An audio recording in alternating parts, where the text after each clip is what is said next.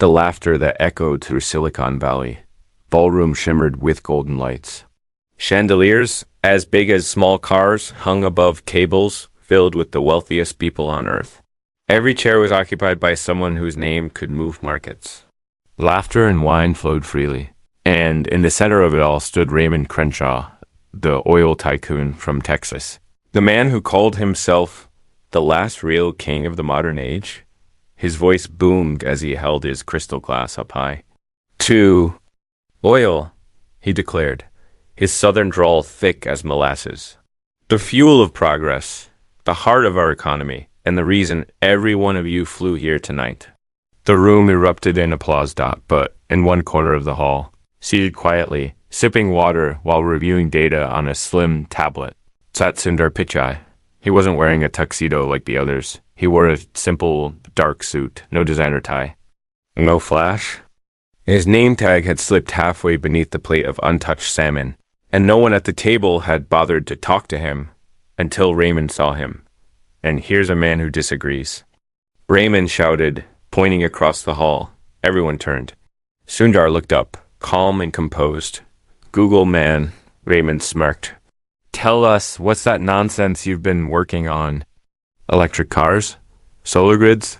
Batteries that die faster than my grandkids' attention spans?" Sundar stood slow and steady, his hands folded calmly in front of him. The room grew quiet. Phones were lifted, quietly recording. They all expected him to snap back to argue, but he didn't, I believe. Sundar said in a soft voice, "The world is moving. And when the world moves, we either walk with it or we get left behind." A few polite chuckles came from a corner of the room, but Raymond laughed the hardest. "Left behind?" Raymond roared.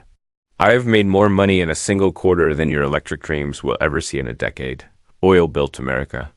Oil fuels your planes, your ships, your cities. Your cars are toys, Sundar, nothing more. And they'll remain toys until the world runs out of real." Sundar sat back down. He didn't smile. He didn't argue. He just opened his tablet again and began typing quietly. It was as if the room disappeared to him, like none of their laughter mattered, and that silence. It shook a few people more.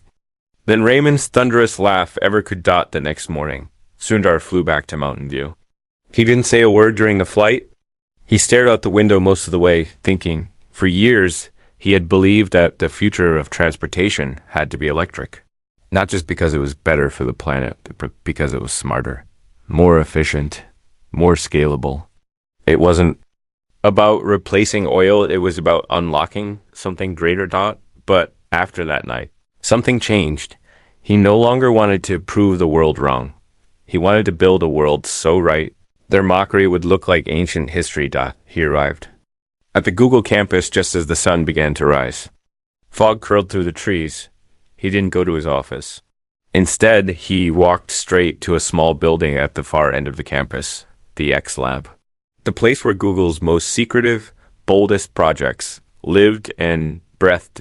Inside, a woman named Lena was already working. She had dark circles under her eyes, her lab coat unbuttoned, hair in a wild bun. When she saw Sundar, she blinked. "Didn't expect you here," she said. "You just got back. We're not dreaming big enough." Sundar said, "It's time we go all in." Lena's eyes narrowed. "All in on what?" "Electric," he said. "Not just cars. Everything. Grids, batteries, cities. Oil built the past, but we'll build the future." Lena hesitated, then nodded slowly. "We've been experimenting with vertical battery cores. More density, less heat output. But it's still unstable.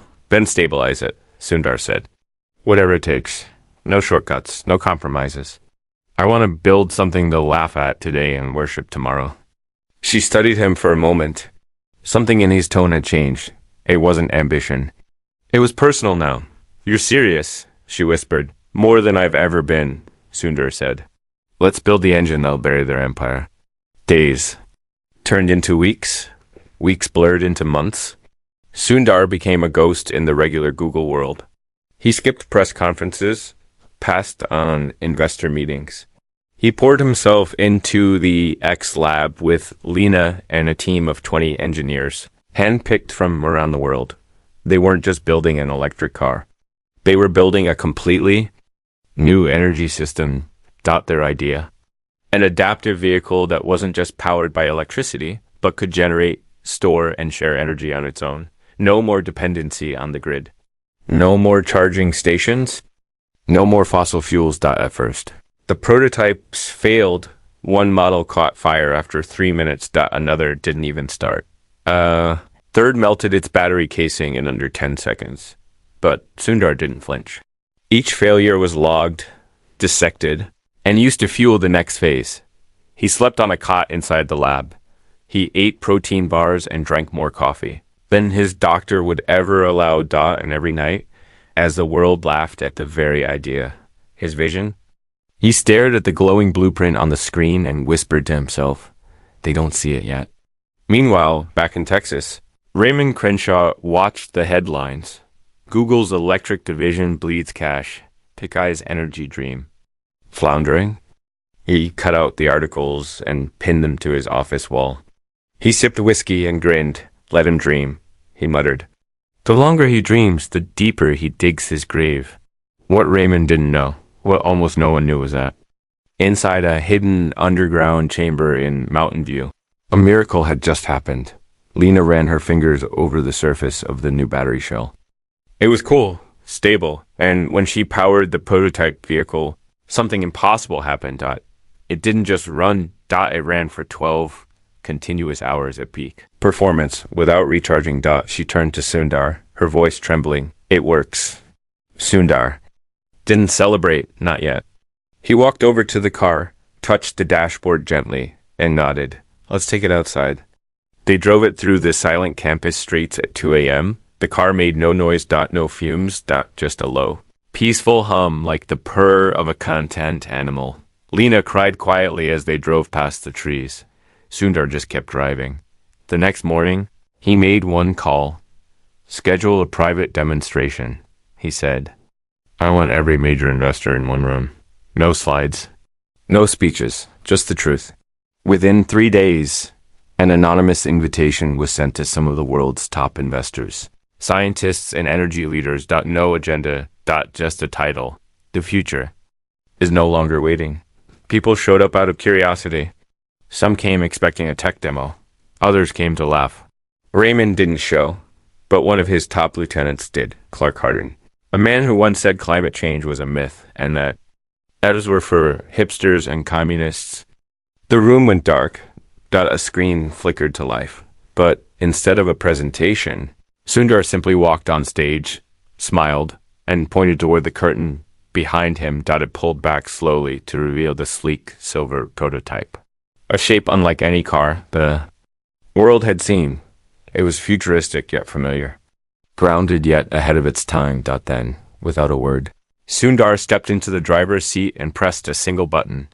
The car lifted slightly on its suspension, glowed faintly, and then silently moved across the stage. And then it did something no one expected. It powered the entire room.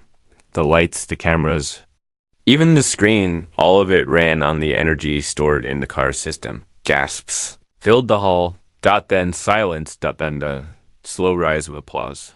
But as Sundar stepped out of the car and faced the crowd, his eyes locked with Clark's. This is just the beginning, he said softly. And in the back of the room, someone's phone buzzed. It was a news alert. Texas oil refineries report sudden shutdown. Massive blackout in Crenshaw's southern facilities. Clark's face went pale. And Sundar? He just watched the crowd, calm as ever, and whispered under his breath. They laughed. Asterisk blackout in Texas. Blight in the valley. News hit like thunder across the nation. While Sundar Pichai stood on stage beside a silent, glowing machine that looked like it had stepped out of a science fiction novel. Raymond Crenshaw's oil empire was gasping for breath. In Houston, the skyline flickered. Gas station pumps sputtered. The digital boards above highway exits read, service unavailable. Beneath the surface, a network of pipelines, refining towers, and turbines had stalled, choked by a failure no one had predicted. Inside the Crenshaw, Energy control room, chaos rule. Technicians shouted into headsets. Alarms blared. Red lights danced across screens like a fire in slow motion. And at the center of it all, Raymond stood still, his fists clenched, a whiskey glass untouched beside him. What caused it? He asked, voice low and sharp. Clark Harden, who had flown back from California an hour earlier, was pale and sweating. They're saying it's a systems failure, sir, Clark replied. But the timing, it's too perfect. Raymond turned slowly. You think Pichai had something to do with this? Clark hesitated. I don't think it was sabotage. But car, Raymond. It didn't just run. It gave power back. The oil tycoon scoffed. Solar toy tricks. Nothing more. It powered the room, Clark whispered. No wires. No grid. And they say it ran for over 12 hours straight. Raymond slammed his palm on the control table. And how does that kill half my refineries? The technician in the back finally spoke up. Sir, it's not the car. It's the market. The investors saw what happened last night. They're pulling out, shifting into green energy. And the supply chain? It's panicking. People think oil is about to tank. Raymond's lips tightened. This is a storm, he growled. And storms pass.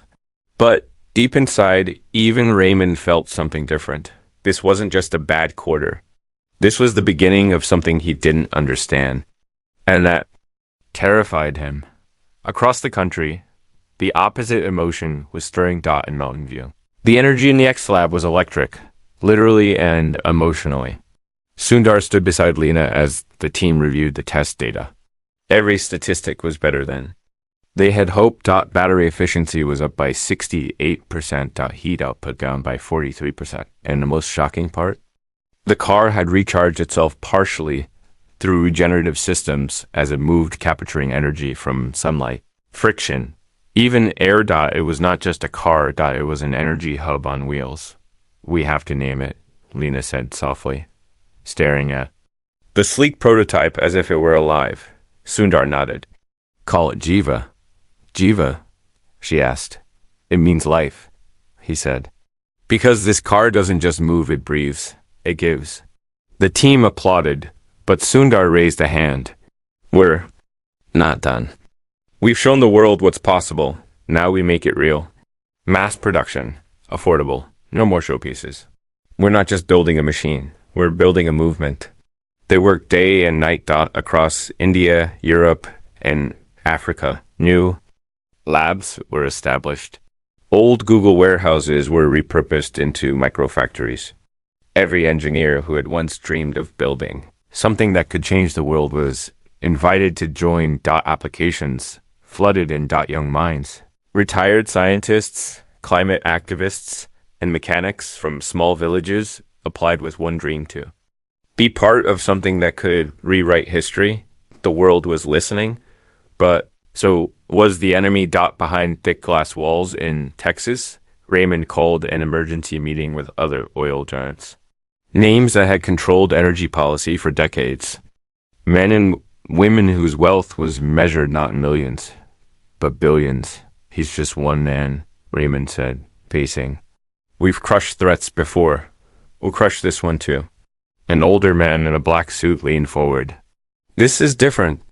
He has the public, the media, the youth, and now the tech. A silence fell over the room. Finally, Raymond leaned over the table. Then we do what we've always done. We fight with the tools we have. Smear campaigns, lawsuits, regulations. If the system won't stop him, we'll make the system work for us. And so began the quiet war. Overnight. Articles appeared questioning the safety of Jiva's batteries. News anchors debated the long-term health effects of electric fields. Paid influencers mocked the design, calling it soulless tech. Government. Lobbyists began pushing for sudden new policies, increased regulation on untested energy systems, licensing delays for non-traditional vehicle formats, safety audits for decentralized charging. But Sundar had planned for this. His legal team was sharp. His data was clean. And the Jiva wasn't just a car, it was transparent. Every update, every test, every challenge was shared publicly. People weren't just watching, they were believing. A mechanic in Lagos, Nigeria, posted a video installing the Jiva battery core in an old diesel van and driving 300 kilometers without a refill. A group of students in Delhi created a solar-powered Jiva bus for school children in rural villages. A nurse in Brazil charged her clinic's entire power grid using a single Jiva vehicle after a flood wiped out the infrastructure. And the internet couldn't get enough. Millions watched, billions shared. And oil giants. They panicked. Back at Google, Lena sat in a lab scrolling through hundreds of messages. Sundar, she said softly, "This isn't a product anymore. It's a revolution." He looked up from the terminal. "Then let's protect it," he said. "We build the next version, faster, cheaper, and we give away the design." Lena froze. "Give it away." "Open source," Sundar said. "Anyone, anywhere should be able to build it. We're not here to sell a dream. We're here to seed it." Lena's eyes widened. "But the shareholders, we'll show them something better than profit," he said.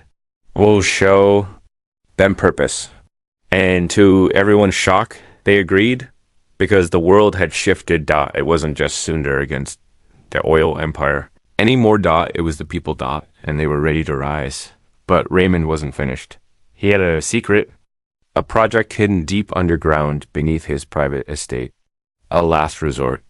One he had buried years ago because it was too risky, too dangerous. But now, it might be his only hope. He descended the stairs into the vault with Clark. "Activate it," Raymond said. Clark hesitated. "Sir, this wasn't meant to see daylight. Even the engineers." "Do it," Raymond snapped. "If he wants to burn our future, then we'll show him what real power looks like." A hidden panel slid open, revealing a black device humming softly. A prototype reactor, powered by compressed fossil fusion energy. Something once deemed unstable, uncontrollable, and too volatile for public use. Clark stared at it, horrified. "If this fails, it won't," Raymond growled.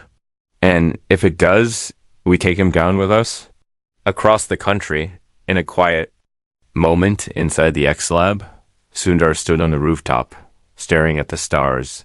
Lena joined him. "Do you think it's enough?" she asked. He didn't answer right away. "I don't know," he said. "But I know this: if we stop now, we lose. If we move forward, we still might fail. But if we keep believing, if we keep building, maybe the world we dream about becomes the world we live in." And far away in Texas, a button was pressed. A system was activated. And the countdown began.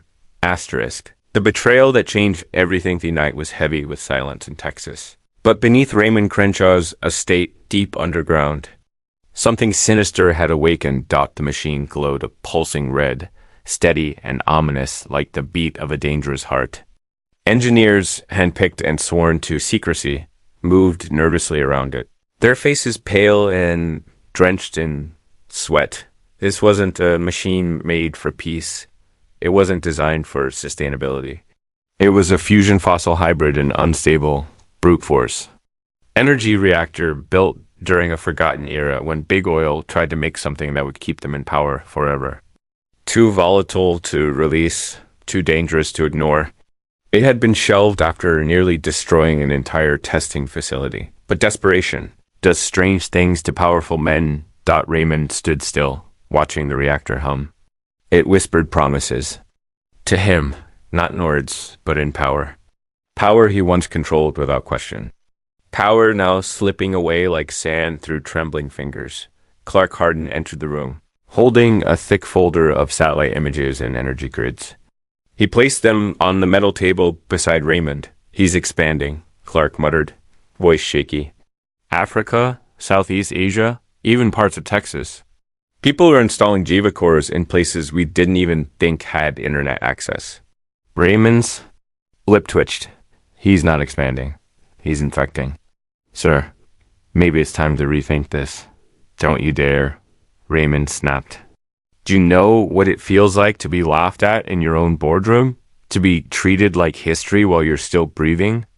Clark nodded slowly. Yes, but this reactor, it isn't stable.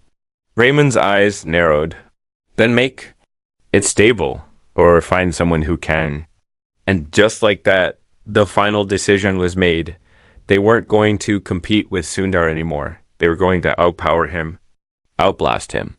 And if it meant risking everything, they were ready to gamble across the world. Sundar Pichai was unaware of the storm brewing under Raymond's estate. He was too busy navigating his own set of problems that now came not from outside, but from within. The success of Jiva had sparked global excitement. Yes, but it also brought greed. The pressure from inside Google was growing. Certain board members had started pushing back. Investors wanted to monetize the momentum. They wanted patents, exclusivity, licensing deals. They wanted control. Sundar walked into a private meeting room where 4 executives waited for him. They stood when he entered, but their expressions were cold. Distant. Amit, the youngest of them, spoke first. Sundar, he said carefully, the open source model, it's inspiring, it's noble, but it's also bleeding money. We've had offers, said another. Billions. They want to license the core tech. Just that. We can keep the production rights. Sundar leaned against the table, his hands folded in front of him. This was never about profit. He said quietly. Amit frowned. But it has to be, or it won't survive. Lena, who had joined the meeting late, stood silently near the wall. She watched Sundar closely. Sensing something shifting, Sundar looked each of them in the eye. Do you know why Raymond Crenshaw is afraid of us? He asked. Not because we have a better product, not even because we've outsmarted him. He's afraid because we built something he can't buy, something he can't own. A long pause followed. And now, Sundar continued, some of you want to become him. The silence in the room deepened. One of the executives glanced away. Another tapped his pen nervously. Amit finally spoke, his voice almost a whisper. We'll be outvoted in 2 days. Sundar stood still for a moment. Benny nodded. Then we'll see what happens in 2 days. The meeting ended, but outside that room, things were already moving.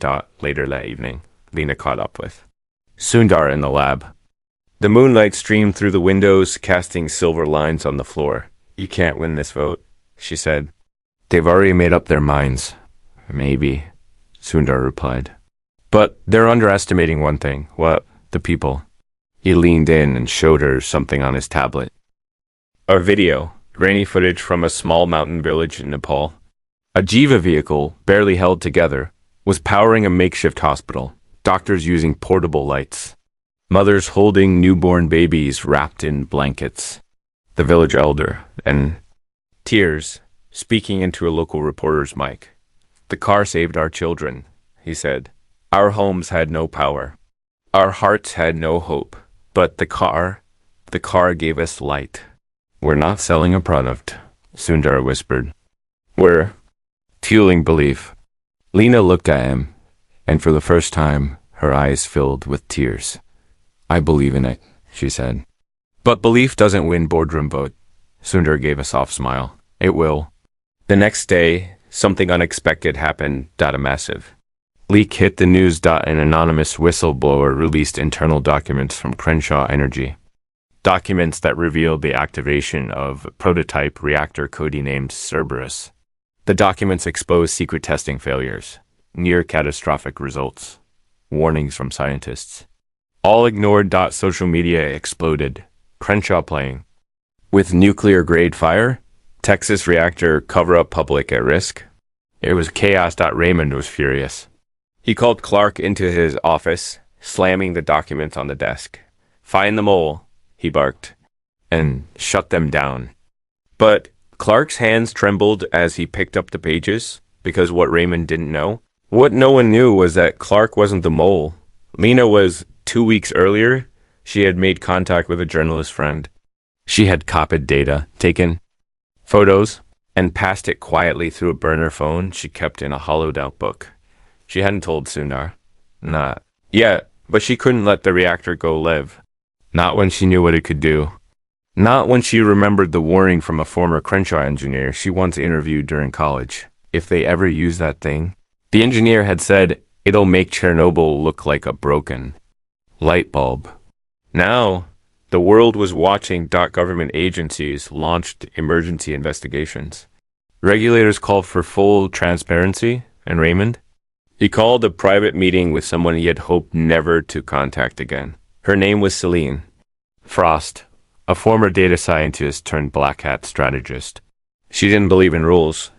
She believed in results.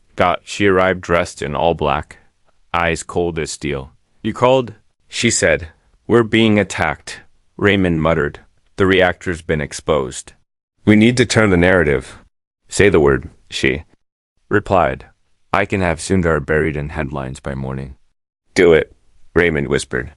Bury him alive. That night, dozens of fake news stories hit the web. Jiva linked to cyber surveillance. Google harvesting user data through electric cars.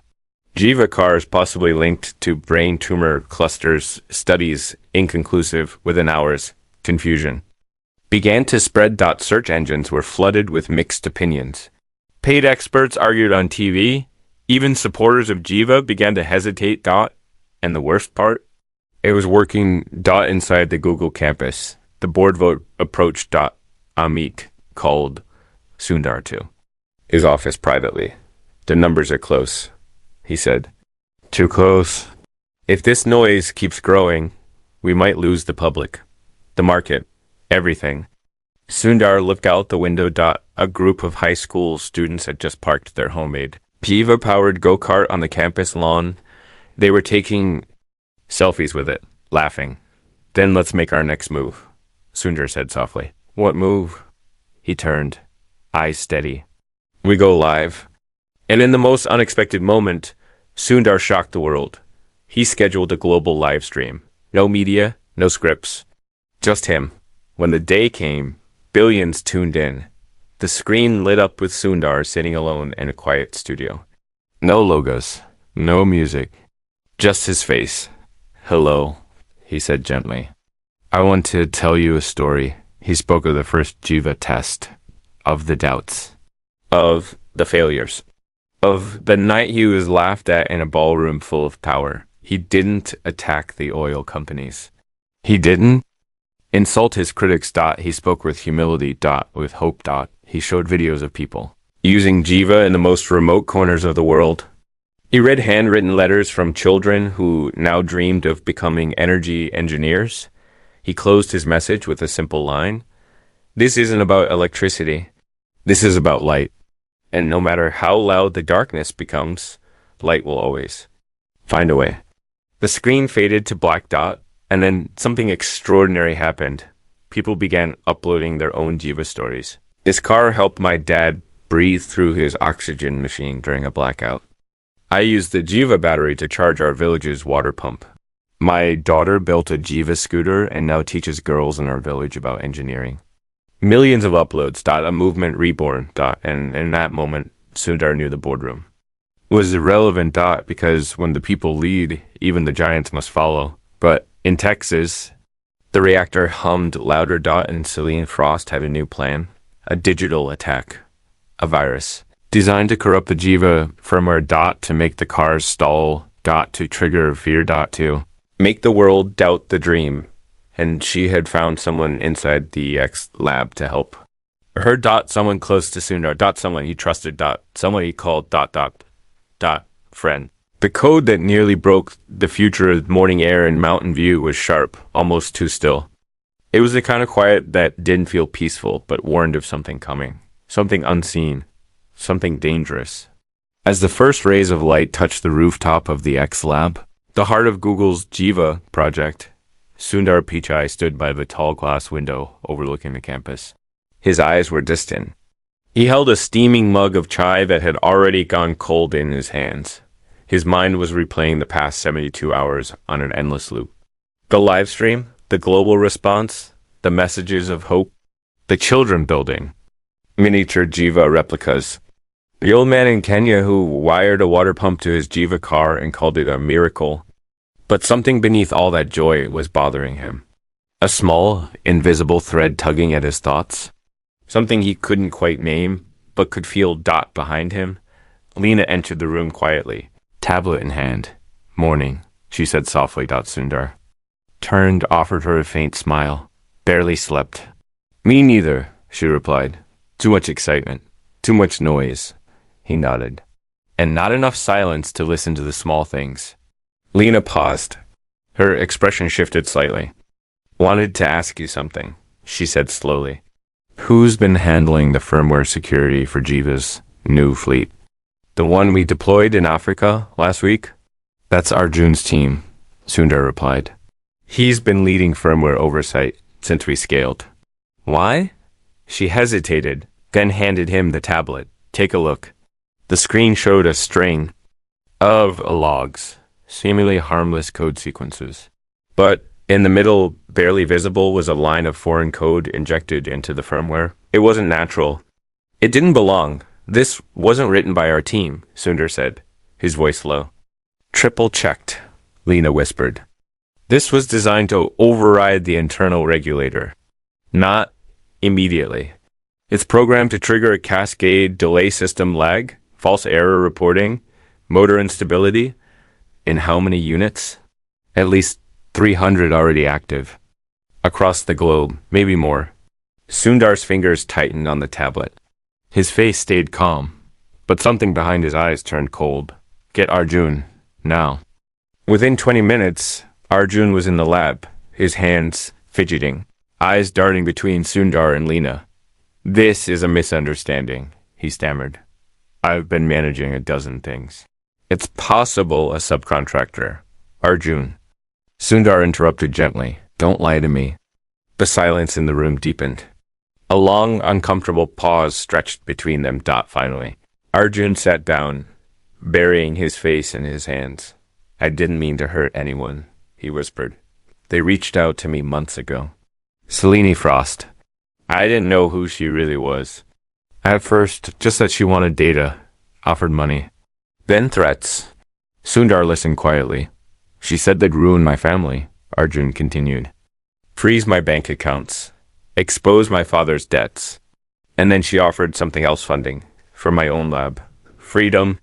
Lena folded her arms. So you sold us out.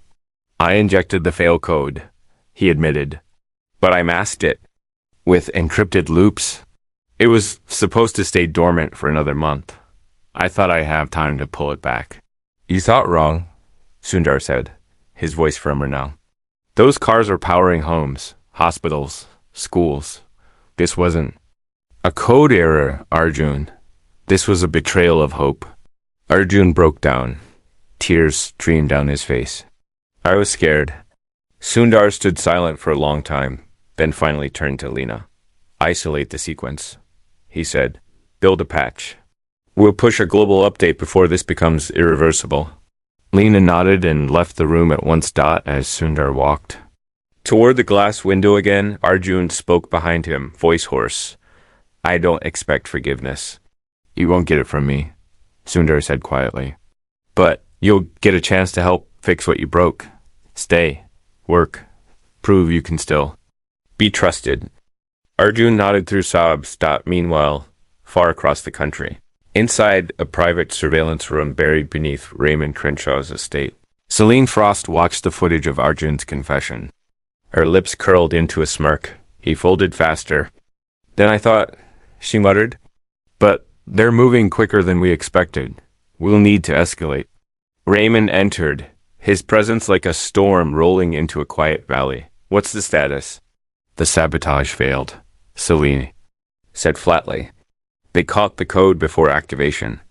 Deployed a patch across the Jiva fleet already. We underestimated Pichai again. Raymond slammed a fist on the table. Enough games. Launch Cerberus. Selene's eyes widened. You're not serious? I am, he growled. If we can't, beat them with lies. We burn them down with fire. Selene hesitated. We don't even know what it will do. That reactor was never finished. We don't know if it's safe. Raymond looked her dead in the eye. Nothing about the future is safe. But it belongs to the ones bold enough to grab it by the throat. Back in Mountain View, The clock was ticking. Sundar had gathered a war room of the brightest engineers from 5 continents. The sabotage had rattled them, but it hadn't broken them. In fact, it had done the opposite.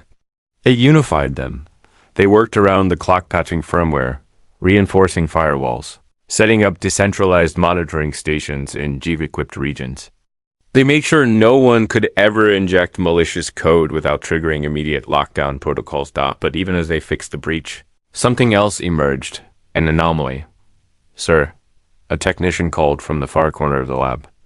"You should see this." On the screen was a satellite thermal readout from Texas. A spike. And heat. Massive. Unnatural. And growing by the hour. "That's not natural gas." The technician said, double quotes, "No," Sundar whispered, eyes narrowing. "That's Cerberus."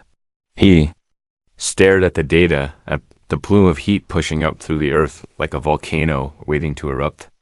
"If that thing goes online fully," Lena said behind him, "it could ignite a full-blown energy crisis. Oil prices will spike. Grids will go down. They'll call it sabotage from us." Sundar knew what had to be done. "We go public," he said. "Full transparency. Show the data. Tell the world what Raymond is doing." But before they could act, something terrifying happened. The first Jiva car, still carrying the old, unpatched firmware, failed. It happened in a small coastal town in Chile. A Jiva-powered school bus carrying children lost power mid-road. No one was harmed, but panic spread. Within minutes, news channels picked up the story, spinning it wildly. Google's dream car stalls safety in question. Was the Jiva sabotage an inside job? The narrative was turning against them again. And Sundar? He was losing time. He stepped into his office alone and sat down at the desk, looking at the photo frame beside him. It was old, faded. A picture of his parents standing beside their tiny scooter in Chennai, smiling like they owned the world. He remembered what it was like growing up with limited power. Dark nights during outages, warm nights without fans. And he remembered promising himself that if he ever had a chance to bring light into the world, he would. He picked up the phone and dialed a number he never thought he'd call. It rang once, twice, then clicked. "You have a lot of nerve," said a voice on the other end. "I need your help." Sundar said. There was a long pause. "You want help from the man who tried to outbid you on battery patents 3 years ago?" "Yes," Sundar said. "Because right now, the planet doesn't need egos. It needs unity." The man on the other end, Jeremy Wu, once one of Sundar's fiercest corporate rivals, laughed bitterly. "You're serious?" "Deadly serious. Cerberus is real. If it goes live, it won't just hurt me. It'll set us back decades." Jeremy sighed. "Send me the files," he said. "I'll have my security teams review it. If it's as bad as you say, I'm in." Sundar hung up and leaned back, closing his eyes. The war had gone from whispers to shouts, from secret sabotage to public spectacle, from cold code to potential catastrophe. And yet, amid the chaos, a strange kind of calm settled in his chest. Because sometimes, when things break, something more beautiful rises from the cracks. But that hope would be tested soon. Very soon. For in Texas, Cerberus was humming, now louder, hotter, deeper. The earth trembled lightly. And the countdown had begun. Asterisk countdown to collapseth day. The earth trembled in Texas. The sun rose like any other. Birds flew overhead. Sprinklers ticked across the lawns of mansions lined with columns and manicured hedges. Children walked to school. Traffic lights blinked lazily on small town intersections. But underneath it, all beneath the soil, below the concrete, under the layers of polished wealth and history, Cerberus came alive. Inside Raymond Crenshaw's underground vault, the chamber glowed red hot. The fusion fossil core, an experimental blend of pressurized fossil fuels and artificially compressed plasma energy, was awake for the first time in years. Technicians moved like ghosts, drenched in radiation suits, their eyes glassy and fearful. Above, Raymond watched the monitor in silence. Beside him stood Celine Frost, calm as always. But even she had started checking the emergency exit plan she had mapped out long ago. Reactor at 81%. A voice crackled over the intercom. Stabilizer coil fluctuating. Raymond didn't blink. Keep pushing, sir. It's not stable. If we keep pushing power into the core, I said, keep pushing, Raymond snapped. We didn't come this far to turn back. The operator hesitated. Then continued. Clark Hardin entered the control room, holding a tablet, his face pale. Sir, we have a problem. Raymond turned slowly. Another one. Clark hesitated. Washington knows. Raymond froze. What? Somebody leaked the thermal spikes. The Department of Energy just issued a federal alert. They're sending a team, drones, satellite observation. They're mobilizing the EPA. Celine swore under her breath. How much time do we have? Raymond growled. Maybe 48 hours before they force a shutdown, Clark said. Unless something goes wrong before that. Raymond walked to the glass wall of the vault and stared down at Cerberus. The swirling core shimmered like a beast ready to lunge. Then we show them it's too late to stop it, he whispered. We light up the grid and make the world need us again. Meanwhile, in Mountain View, chaos was taking a different shape. Sundar sat in a conference room surrounded by people he once thought were allies. Some were old colleagues, others were new executives brought in during Jiva's growth. But now, many of them were panicking. We need to issue a full recall, one shouted. Shut down the fleet until we're sure no more compromised firmware exists. We've already fixed the vulnerability, Lena argued. You're reacting to fear, not logic. Public trust is dropping, said another. We lost 6% in stock value in 12 hours. Sundar stood silently as the voices around him grew louder, more frantic. But then he raised his hand, and the room fell quiet. This isn't about stocks, he said. This isn't about fear. This is about responsibility. If we panic now, we confirm the narrative that we're unstable. We give Raymond exactly what he wants. He walked over to the large monitor and displayed the latest satellite heat map of Texas. The image was terrifying. A spiraling red bloom centered over Crenshaw's estate. Thermal waves radiated outward. The energy levels were peaking. Cerberus is active, Sundar said. And if we don't act fast, it won't just destroy us, it'll pull the whole world backward. One executive leaned forward, frowning. What are you suggesting? Sundar's eyes sharpened. We go public again. But this time not with words, with proof, with science, with live feeds. We expose them. Lena nodded. We live stream the entire core activity. Explain it in real time. Show how dangerous it is. And then what? Someone asked. Then, Sundar said quietly, we stop it. A stunned silence followed. How? Came the inevitable question. Lena answered, we've been building a stabilizer, an emergency field shell, meant to wrap around Jiva batteries to prevent overload. We could scale it, adapt it. If we can get close enough to Cerberus, we might be able to stop the core from breaching. Someone laughed bitterly. You want us to drive a prototype shell into a nuclear-grade fusion fossil core? Yes, Sundar said. Because no one else will. Within hours, the plan was in motion. A team was assembled: physicists, energy engineers, drone pilots, logistics experts. Sundar pulled every string he had. Former NASA specialists were brought in. Military-grade transport drones were repurposed. The stabilizer shell was scaled up, reinforced with a compound derived from rare earth materials Jiva had sourced during its development phase. But even with all the tech, all the skill, someone still had to go in person. Cerberus was buried deep and isolated. The stabilizer had to be placed by hand. I'll do it, Lena said. Sundar turned sharply. No, you need to lead the world, she said. They need your voice, your clarity.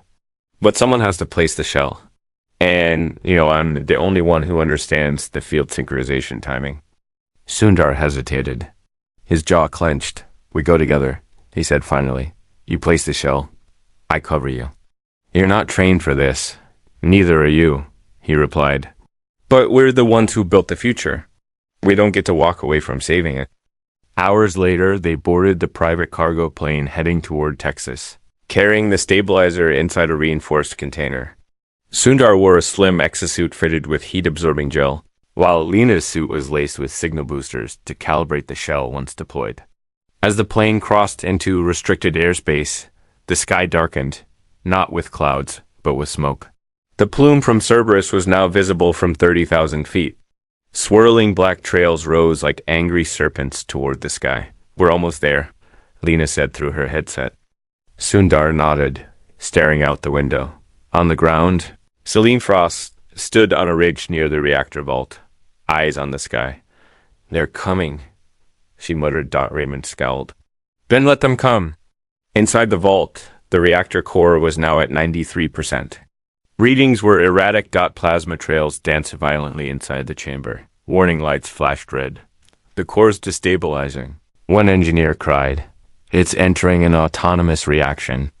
Contain it, Raymond barked. Where's the override? Non-responsive. Celine grabbed her radio. You have maybe 20 minutes before it breaches?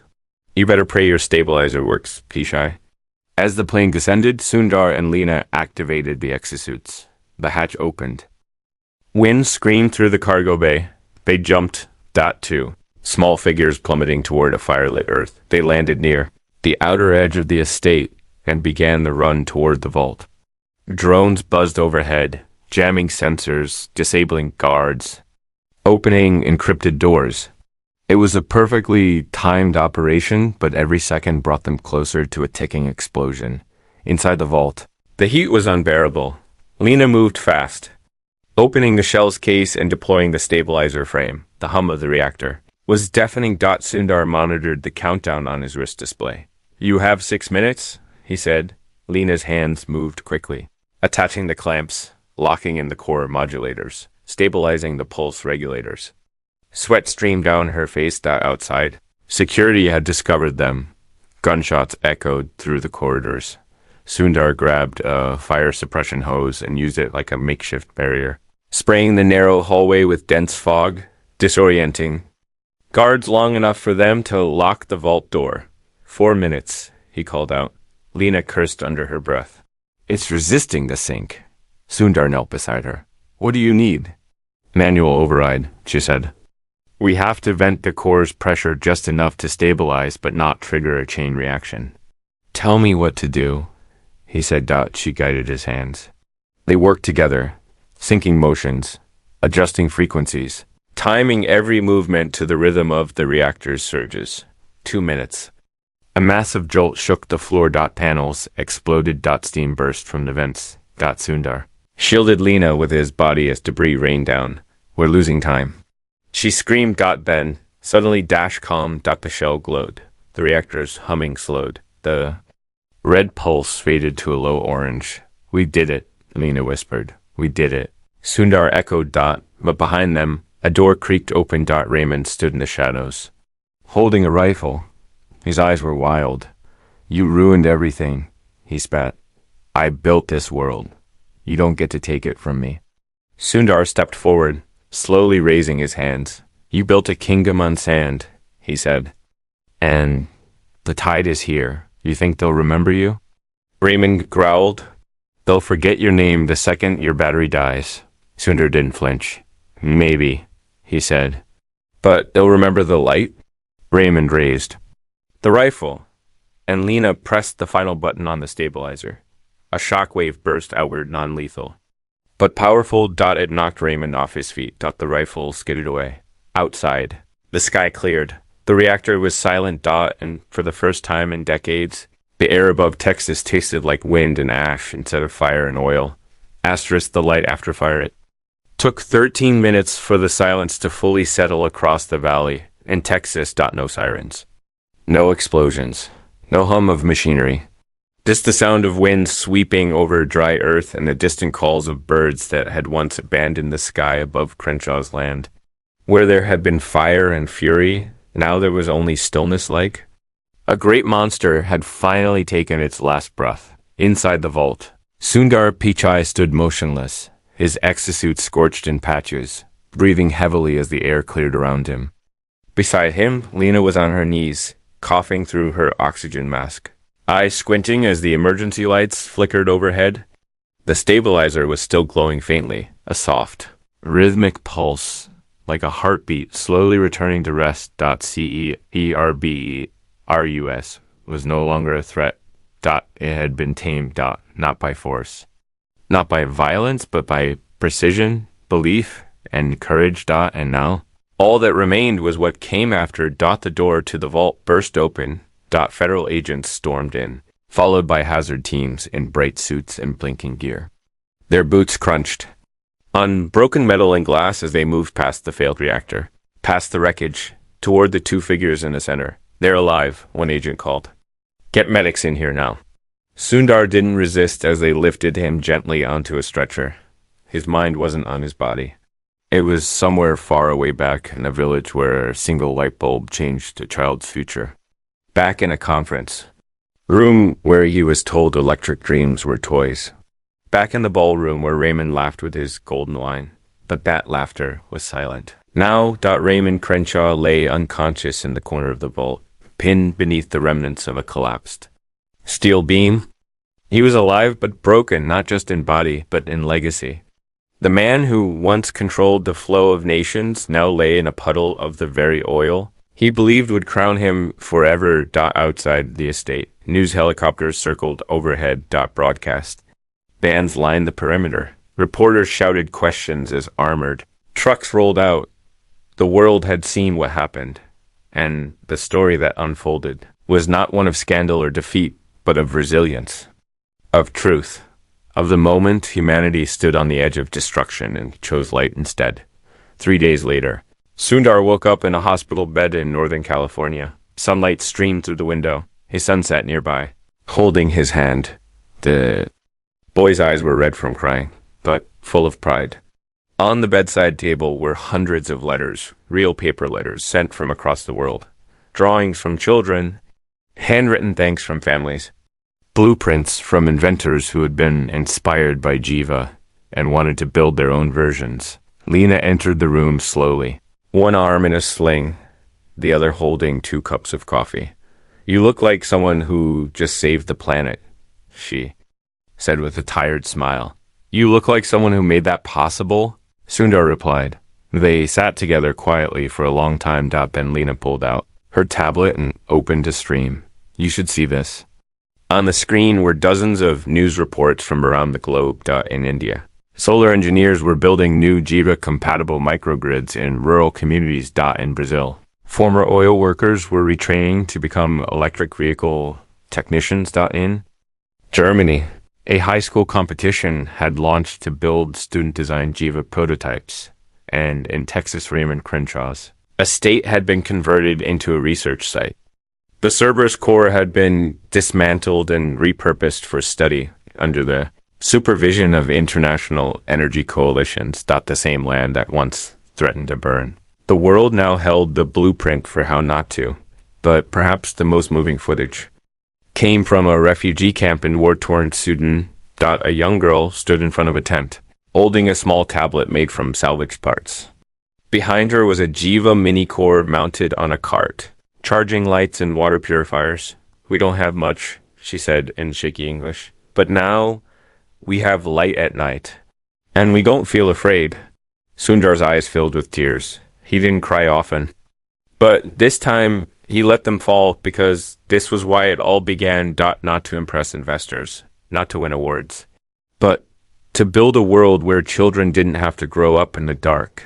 A week later, Sundar gave his first public speech since the incident. The venue wasn't a sleek tech expo or a flashy stage. It was a community amphitheater in Oakland, simple, open, surrounded by families, students, and people who had followed the Jiva journey from day one. He stepped onto the stage, wearing a plain shirt, no tie, no script. The applause was long, but he raised a hand gently. "I want to start by saying thank you," he said. "Not for your support, but for your belief. Belief in something different, belief in something better." He spoke of the failures, of the sabotage, of the pain, but more importantly, he spoke of the future. Jiva was never meant to be a product, he said. It was meant to be a spark. And now, that spark belongs to all of you. He announced that the full Jiva blueprint, battery schematics, energy mapping systems, and firmware source code were now open source available to anyone, anywhere. to study, replicate, and improve. He announced partnerships with non-profits, schools, and governments to bring energy to the most forgotten corners of the earth. And finally, he closed with a story. Many years ago, Sundar said softly, I stood on a rooftop in Chennai. The power had gone out again. It was dark, and I remember staring at the sky, wondering if light was only for the rich, for the cities, for the powerful. And I made a promise to myself, to the stars, maybe to something greater, that if I ever found a way to bring light where there was none, I would not keep it to myself. He paused, his voice trembling. Today, I fulfill that promise. The crowd rose in a standing ovation. And the next day, something magical began to happen across the world. Jiva communities formed, not just consumers, but creators. Villages in Kenya sent designs for solar. Jiva bikes. Students in Indonesia built Jiva-powered desalination pumps. Retirees in Arizona converted old RVs into mobile Jiva clinics. Everywhere. The same message echoed. We are the power now. And in a quiet moment back at home, Sundar stood on his porch with his mother. She held his hand tightly, staring up at the sky as the stars came out. You were always the quiet one, she said softly. But your light, it speaks louder than anyone else ever could. He didn't respond. He just leaned his head against her shoulder. The war was over. But the journey had just begun, because power was no longer in the hands of the few. It was in the hands of the many. And Sundar had not just changed the future. He had returned it to the people. Forever. Asterisk.